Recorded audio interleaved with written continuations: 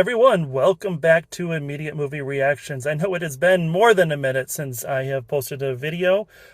Things have just been going on. Unfortunately, we lost our dog, just shy of 14 years old, and so that was tough for a while. Wasn't really getting out to see anything, so I'm back. I finally got out to see a movie, and I will admit that this is a little bit past my 5-minute self-imposed limit that I put on here. And that's because I went right after the movie. So I did go to see the new Ninja Turtles movie, Mutant Mayhem. And normally I see the movie and then I just go around the corner of the building and I post my little recording and, everything is fine. Today, a mall cop drove by, and I don't want to, disparage the profession or the people who do it. I do want to disparage the two individuals that ended up involved here. I know it's a tough job, and I know that, they're just trying to do their best. The guy rolled up, "What are you doing?" Said, "Hey, I'm just going to make a quick video. Didn't like that. Can't be here. This is private property. You have to leave." Went over the whole litany. Like, there was a crack in the wall. You can't be here because it's not safe. So, well, I was just in the building. There's cracks in the wall. I guess we can't be in the building. Well, no, because it's going to fall outside. Like, all sorts of stuff. Ended up getting a supervisor involved, threatened to call the sheriffs. It was just a mess. They went through everything. The best part of this is finally I was like, hey, there's no sign that says I can't be here. I paid for my ticket. I'm right around the corner. Guy said, "Why do you need to be here?" I said, "Because it's quiet. There's no traffic." And he said, "Well, there's no traffic over there," pointing out to the parking lot, which he had already said, "I can't be in the parking lot." And I'm like, "Well, that I don't really want to be over there. It's a little bit easier over here." And by the way, that's like 5 feet past the traffic cone that you just pointed out, right? Like, so I'm okay over there, but 5 feet away here. Now all of a sudden I'm around the corner and it's dangerous. So, I asked for the sign. The guy says, "Oh, I'm your sign." I'm telling you right now, I'm your sign and you can't be here. So whatever. I don't understand the big deal with some of these people. So anyway, that's what has happened to me after this movie, which was probably more interesting than the actual movie. So I'm a Ninja Turtles fan. Maybe I'm not as big of a Ninja Turtles fan as I could be. I've tried so many different things. I will be honest, I don't really care for the late 80s, early 90s cartoon? No, it was 80s cartoon, right?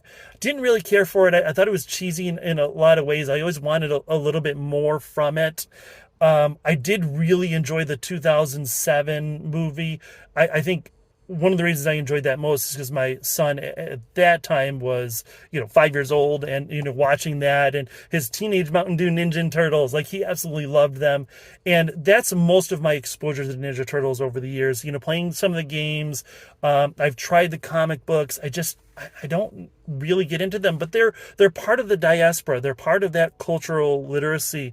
And that's where I think one of the issues I had with this film is, at this point, Ninja Turtles are, like I said, they're part of our culture. They're part of our language. I don't know that we needed another origin story. And I get that Seth Rogen wants to put his own spin on it, but I don't think it quite worked out. The movie was only an hour and 39 minutes. Really felt like a full 2 hours.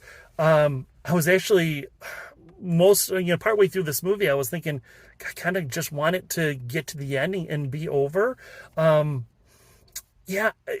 the turtles themselves were fine. The representation, the interplay between the brothers, I thought that was cool. There were a lot of other things that were just kind of thrown in there. I think that this is the worst version of Splinter. Jackie Chan, I've seen 100 Jackie Chan movies. This is the most Jackie Chan sounding I've ever heard him. It was like he was trying to do a Jackie Chan voice. It was really weird.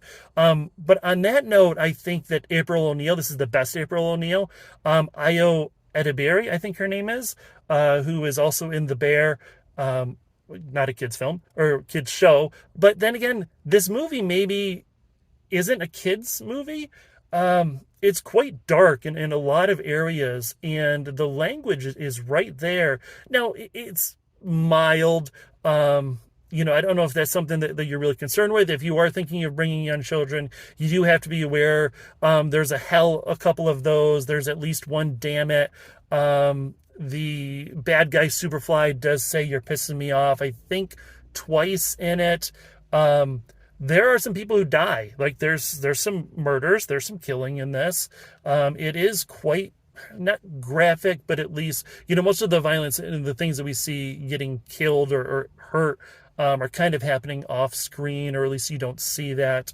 The animation, like I was really excited to see this for the animation. I'm not sure. It kind of felt flat a little bit to me. The latest Puss in Boots movie, The Last Wish, I thought was really cool and dynamic, and especially went into the action scenes, was just incredible.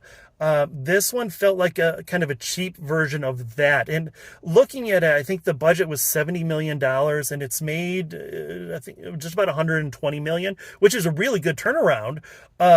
The 2007 film, by the way, made, I think it was like 35 million, right? So this is way more successful. I'm not going to do any numbers on inflation, but definitely more successful. But I don't know that it was quite as solid of a story.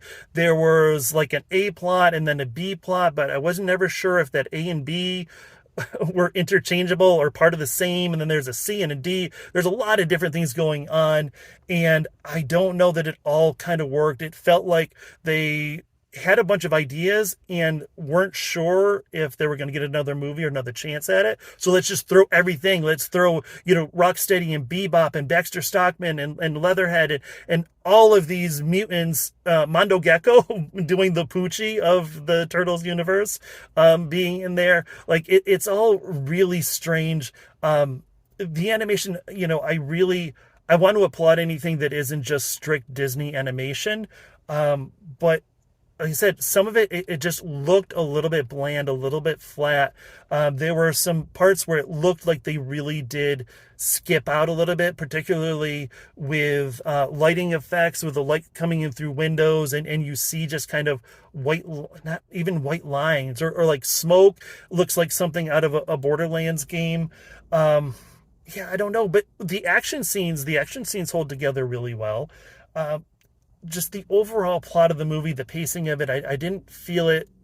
It does set up a second movie, and I would probably see it, but I don't know that I'm dying to see it. So it really is sort of like I said, it's a collection of ideas that they had.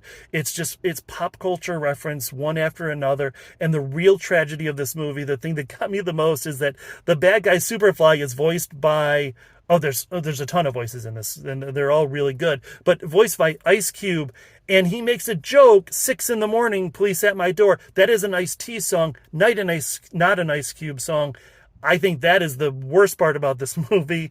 They could have done better. It felt like, some of the music and all that, they just felt like, again, they felt like they had to throw it in. So see it, stream it, or skip it, stream it. I think it's worth sitting down and watching.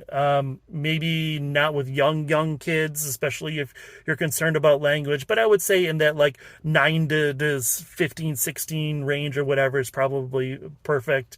I don't know that it's something you need to see in a theater and a big screen.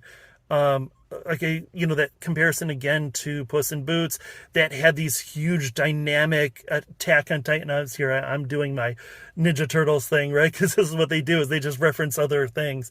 Those massive scenes, and we don't quite have that in this. Maybe a little bit toward the end.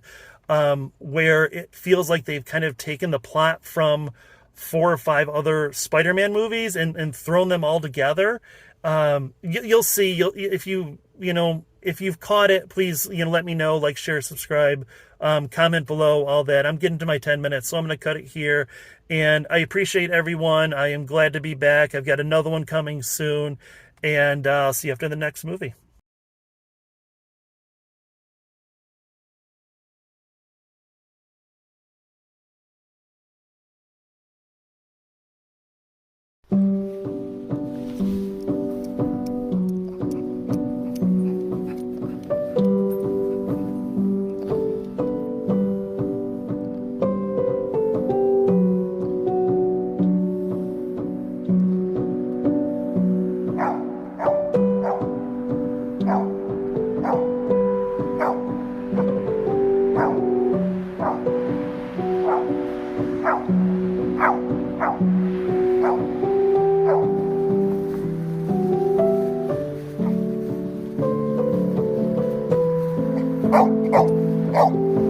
I'm gonna take the fish. If you keep barking, I'm gonna take that fish. Yeah.